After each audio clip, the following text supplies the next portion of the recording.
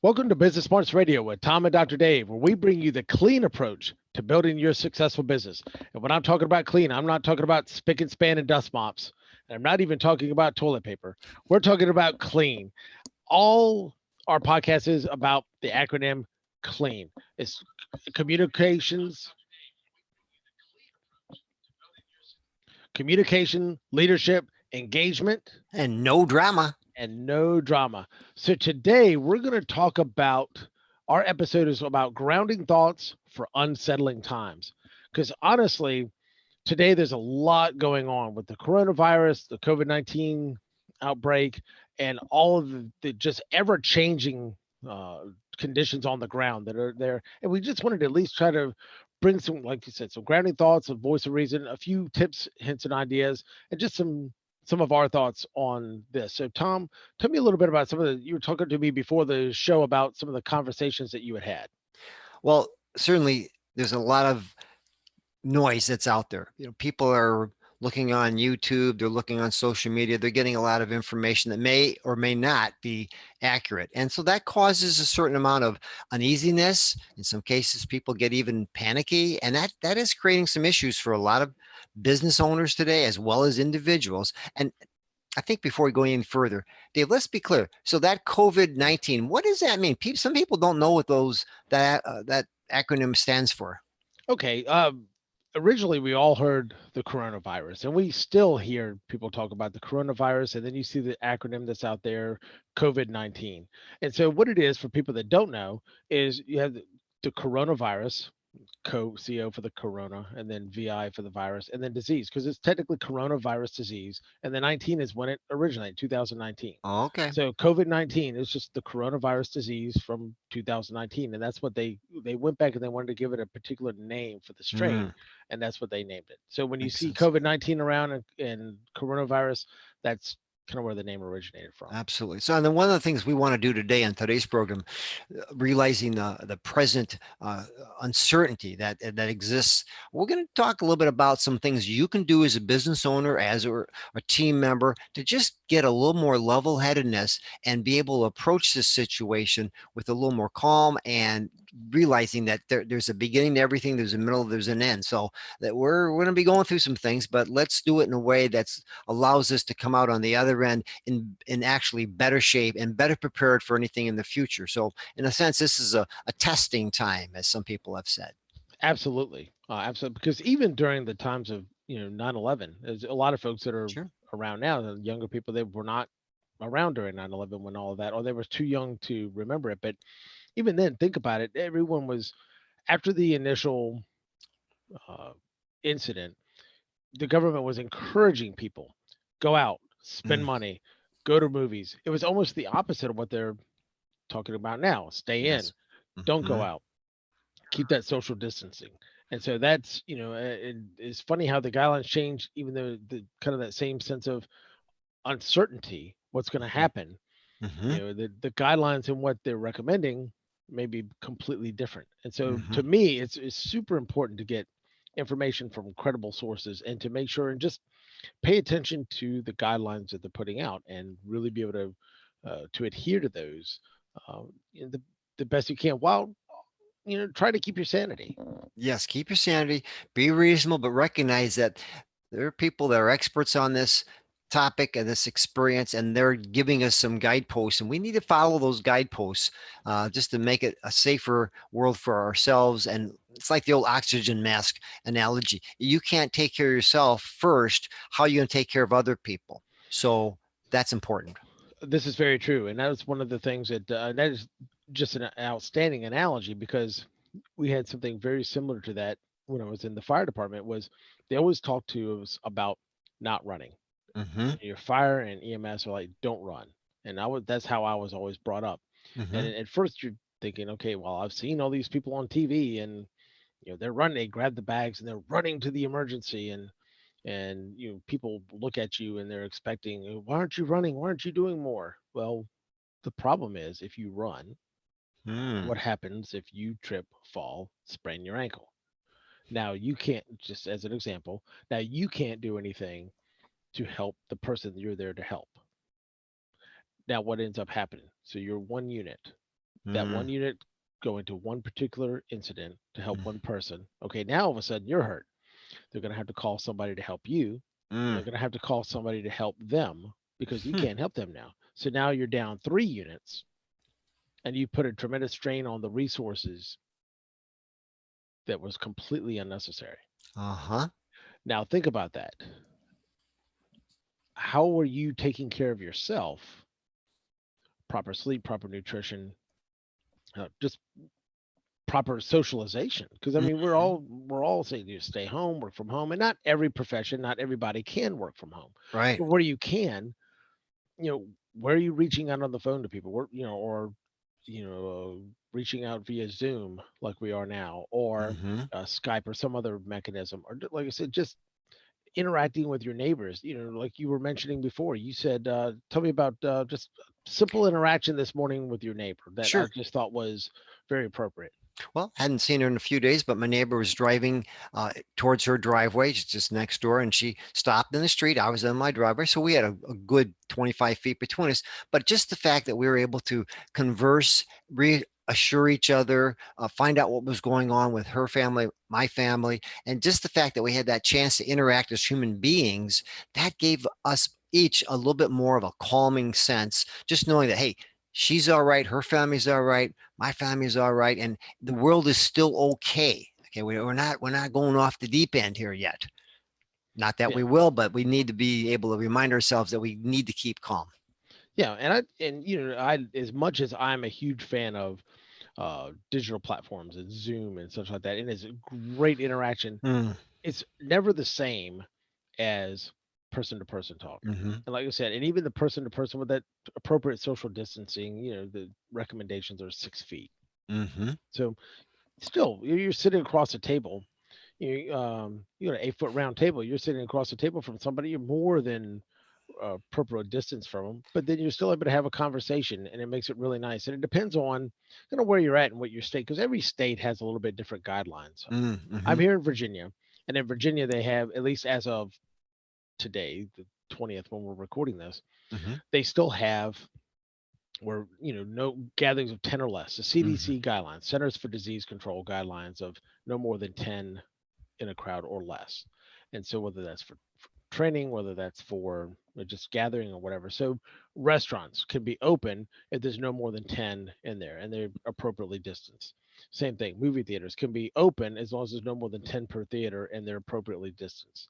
Right. Those types of things. Now, a lot of states, for example, close to me, Maryland and DC, have just mandated that all bars, all restaurants, all places of gathering just completely shut down altogether. There is no Hmm. option for following the CDC guidelines as far as 10 or less. Hmm. So I mean, obviously check with your particular state because it does make a difference on what you can do and not do. But that's just one example of being able to get out and figure out where you can support specifically your small businesses and your local businesses because they're going to be the ones that have the biggest strain going forward. Hmm. Well, I think too, one of the things we wanted to talk about today is just the fact that we need to take a step back, take a few deep breaths, and just think some calming thoughts. Certainly, panic is not a long-term strategy. Panic is not a good strategy. We need to be able to use our brain. We need to be able to just think calmly and get all the facts, as you were saying a moment ago, and then make some decisions, make some choices that will allow us to be effective during these times, whether it be leading our company from an online position or from however it is that you're set up. But the key is we got to remain calm. We got to be able to get the facts, and we got to be able to make the choices that are going to be in the best interests of all concerned. Oh, absolutely. And that's one of the things that we were talking about before the broadcast. Hmm. And we are talking about the FDR's President Roosevelt's first inauguration address, where he had this famous line that he was talking about that the only thing we had to fear is fear itself. And it sounds great, but when you really look at it deep, he was really he was full of it. There was a lot to fear when he was going on. He was they were in the middle of the depression. They had war looming in Europe that they were worried to death about whether they were going to get sucked into. There was a tremendous amount to fear. Hmm. I think the my take on it was the whole purpose of that was to kind of keep a sense of calm from the leadership and trying to not have a sense of panic, Mm-hmm. because the panic, just like you had mentioned, you're in a crowded movie theater under normal circumstances. Somebody screams fire. What's going to happen? People get up and they run out the door, and you're probably going to have more people get hurt or Mm-hmm. potentially killed because of the panic than you would because of the fire. That's right. So, in what ways, do you is the treatment worse than the disease? You Mm-hmm. know, you think about going back to bloodletting. It didn't quite work back in the day.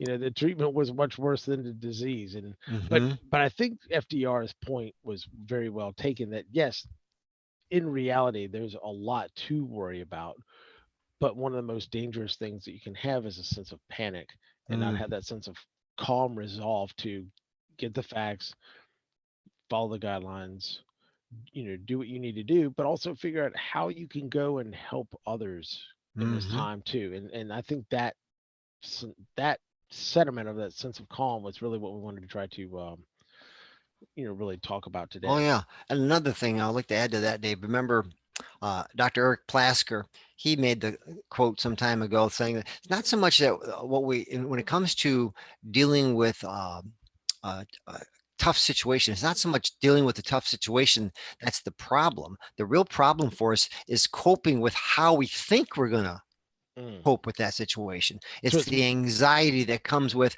I'm not sure what I'm going to do. it's That's more the that's the real uncertain. So it's the uncertainty that's that ends up being more the problem than that. yes. That was Eric Yes. Plasker, Yes. right? Dr. Eric Yes, Plasker. Doctor. Hmm. Cool. So that's something I think we need to recognize. Just as you said, it's not so much fear that we have to fear. It's the idea of how we're going to cope with it all. I think that's what people have to get their hands on, get their arms around, understand that okay, they're good health, they've got a sensible mind, they just need to use it. They need to be able to think this thing through, get all the facts, and move ahead with a cautious realism. Yes, and I Go think there's ahead. a lot of things that we really need to think about. You know, uh, Not getting into the hysteria. We talked about finding good, credible sources. You know, the Hmm. federal government is coming out with briefings. Almost every state government is coming out with briefings on a periodic basis. Hmm. They're issuing guidelines. Those are really credible Hmm. sources. There's sometimes things get thrown Yes. out on social media and Facebook that are just well-meaning, well-intended, but sometimes they just Hmm.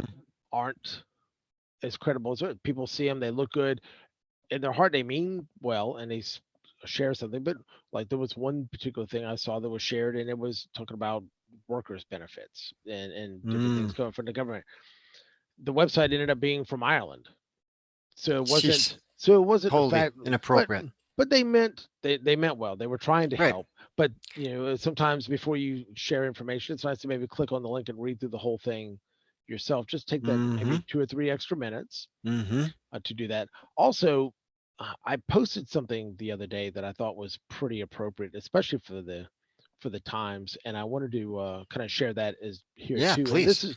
this is a quote that was not necessarily proven to be said by John Wesley, but it's always been attributed to John Wesley in some way, shape, or Hmm. form. And the way I mentioned it Hmm. was, it might not have come directly from his pen or from his mouth, but this is something that's, like I said, uh, commonly attributed to him. But it still had a message all the way back from in the 1770s, 1780s. The message was Hmm. just as applicable today, especially with everything that's going on. Right. And the quote said, "Do all of the good that you can by all the means that you can, in all of the places that you can, at all of the times that you can, to all of the people that you can, for as Mm. long as ever you can." Mm. Nice. If you kind of keep that as a guiding light, where can I do good for people? Where Hmm. are the small businesses that are out there? We talk about, we have Black Friday and Small Business Saturday and supporting your local businesses. Small business is just the engine of the economy, and what can we do to support them? Even if we can't go to the restaurant and maybe sit down, are they offering takeout? Hmm. Can we still continue to do that and just to get takeout and to go? Can we maybe buy a gift certificate? If we're in Yeah. fortunate enough to have a job that continues to have that steady paycheck and we're not necessarily affected, because there's so many people in the hospitality industry, the events industry, Mm, let's say restaurants and bars that were just mandated to close, and, right.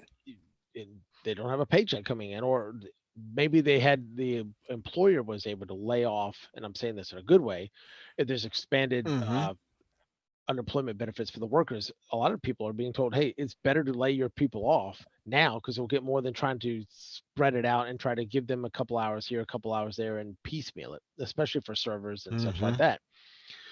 But still, the small business owner, they're all in. I mean, their livelihood, their income, everything they have is tied up into the small business, and most don't have those kind of resources to be able to weather. Now, granted, I'm very glad that the SBA has come out with these disaster assistance loans, and but that's still a process, and not everybody qualifies. And so Hmm. there's a lot of resources that are being put out to everybody. And if you can find a local hub in your community, like in our community, the Chamber of Commerce is one that's really trying to be the hub of information for businesses that are out there. But just do Hmm. what you can to not just support local businesses, but a few things that I've seen is I've seen folks that were shaming local businesses for trying to remain Mm. open, or shaming small businesses for marketing at this time. And I saw a really, I joke about Facebook, but I saw an interesting meme just yesterday, and it said something to the effect of, "Stop trying to shame small businesses for marketing during this time. They're just literally trying to keep their doors open." Hmm. Because they're not getting the foot Right. traffic, they're not getting the traffic. So they're trying to be Right. innovative and try to figure other ways to be able to just Sure. pay their people and stay in business. Yeah. Well, Dave mentioned a good point there, and I think that's one of the things we're going to find that comes from all of this is we are as a business culture are going to learn about being more flexible when it comes to running our businesses and not having to do it face to face. I think we're going to see a new uh, movement towards, or a greater movement towards the ability for a business to be more able to conduct itself in various ways, not just the face to face. So whether that be online, whether that be through town halls, or whatever it might be, and whatever the organization might be. I think we're going to see this push towards a more futuristic way of conducting business in the future. So this may be kind of a shove we need in some respects to move that type of transition forward. I think so. And I think one of the big things is it's trying to keep things on the positive, try to figure out Yes. where you can find the silver linings. And that's one of them. Okay, well, Hmm. guess what? This is a skill set, being on virtual platforms with a Zoom, GoToMeeting, WebEx, Skype. That's a lot that people aren't necessarily used to. There's some people that are Hmm. very well versed in it, and a lot of people that aren't. You have a lot of managers and leadership within an organization. It's like, I would love to go to remote working, and my people want remote working, but can I trust Mm. them? Well, Yes. I don't have much of a choice now. So as long as the Right. employees don't take advantage in a bad way of this, and they're still productive and they're Hmm. still able to get their work done, this may look at, hey, there are ways where we can, especially with the millennial generation or Gen Z that are coming up that want that work life balance and flexibility. Yes. Hey, cool. Good Well, point. where we can have remote work because it doesn't work Hmm. for everything and everybody. Where we Hmm. can have remote work, how can we implement that when you have long commutes into I'm outside, I'm in Winchester, Virginia, so I'm outside of the DC metro area. Tremendous Hmm. commutes into that Tyson's Corner, DC, in that whole area. If you Hmm. can have people that can work from home 2 days a week and maybe only come into work 3 days a week or something to that effect, I mean, where can you have that Hmm. flexibility? And then it's just good for everything and everybody. You reduce their stress level, you reduce the number of hours that they're having to put on the That's right. commuting, reduce the congestion is out there. Because I mean, there's a Yes. lot of areas Good. in, you know, LA, New York, DC. A lot of there Huh. severe congestion, just trying to get in, trying to get out every day, just trying to get to work. Sure. So, how are That's these things as a right. test run, like you were saying, to increase of remote working to make sure that you know, um, things do work out, and we can actually, like I said, give our people where remote work is possible that Absolutely. flexibility to start doing that. Well, one other thought too is the fact is, as we see our economy transforming, what are some of the ways a business can look at, how can we better serve our clients in the future, our customers, in lieu of what's happening right now? Maybe there's some need that can be met that could be, help prevent some of these things from happening in the future. So as a business starts to see the problems that are out there, how can it relate to those problems that it might be able to solve? So there's a lot of things that are going to be coming from all of this. We don't know it all yet, but as it starts to move forward, we're going to see these uh, these things happen. We see this transformation take place. So it should be Yes. interesting to see where we are on the end of this. It really will be. And the thing is, it's very easy to see the negative side that can Yes. come about of that. And we all know that. That's just Mm-hmm. as obvious as the nose on your face that, Mm-hmm. of all the negatives. When you tell restaurants and bars and gathering places you have to shut down, there's obviously there's that problem. But you're right. One of the things that is always great about the American system and are always great about entrepreneurship and Mm-hmm. capitalism is that when there's a problem, there's somebody out there who is looking and trying to figure out how can we solve this problem. Yes. And when you're bringing that kind of value to the marketplace, that's where people succeed is okay, well, Mm-hmm. if I can the bigger the problem I can solve, the more successful I can be, the more value I can bring to the marketplace because I'm solving big problems. Mm-hmm. And now we're finding out what are some of the problems. Mm-hmm. Some of these problems might be, hey, we don't need to depend, maybe we shouldn't depend on as many other countries for our strategic reserves of certain things Mm-hmm. as we do. Hmm. Maybe, God forbid, made in America is awesome. And we need to develop more manufacturing here so that we can keep some of those resources for manufacturing here in the States. Mm-hmm. So that way, if something comes down again, that we're not depending on getting things from foreign nations. Mm-hmm. What can we do to just in general make ourselves? Maybe we need to take care of ourselves a little bit better. Mm-hmm. Maybe we need to make sure and look after ourselves better. Better sleep, better nutrition. One of my big things, and I kind of laugh about the whole toilet paper thing and that whole fiasco, but I wonder if every single person that took more toilet paper than they needed to got their flu shot this year. Say. Just a thought. I mean, the things that we can do every Mm-hmm. year, whether there's a pandemic or an epidemic or any kind of demic, it doesn't matter. But the normal stuff, Mm-hmm. because when you talk about just the flu in general, the Centers for Disease Control put Yeah. out that just as many as 56,000 people die every year, no sensationalism, from flu-like illness, the flu or flu-like illness every year. People that are Mm-hmm. elderly Sure. end up with, end up getting pneumonia and they end up on ventilators and then they end up dying because of the complications from the pneumonia. And so that's one Mm-hmm. of those things that we have Right. so many people die every year. Maybe we can reduce that significantly by Mm-hmm. people realizing, wow, I'm not going to spread the regular flu every year if I let's wash them. Soap and water. Wash your Okay. hands. This is a Sure. virus. This isn't antibacterial is nice, but Mm-hmm. antibacterial is antibacterial. It's not antiviral. Mm-hmm. Okay. Maybe wash our hands with soap and water, maybe a lot more. Maybe we pay a lot more attention to cleanliness and doorknobs. Okay. Where we Right. go in and out. And when we're Maybe sick, we don't go out into the community. We stay home from work. We don't go to work to get paid being sick for being sick. Stay correct. home, be responsible, be accountable to other Right. people, be accountable to yourself. Correct. And that's something on a bigger picture from an HR perspective, employers can look at where, hey, maybe I want to look at my sick leave policy and say, hey, if you have these symptoms, something that would be flu like type symptoms, Mm-hmm. I understand that you might not have a lot of sick leave. You need to get paid. You've got to pay the bills. You can't afford to be out sick, but maybe we'll cover you for those flu like symptoms. So possible contagion stuff, you're not Mm-hmm. bringing it in and getting everybody else sick because That's right. spreading it. So there's a lot of things I think from an organizational standpoint that we need to probably go back and relook at, but also from an individual standpoint. Like I said, the individual responsibilities. If you're sick, stay home. That's right. And I was always bad about that because I felt like there was an obligation, like my team is counting on me. I feel like I'm letting them down by Mm. not going to work. By now they're going to be shorthanded and whatever project because I'm not there. But Mm-hmm. so if I go there sick and I end up infecting all of them, think about what happens to whatever project we're working on when everybody's out.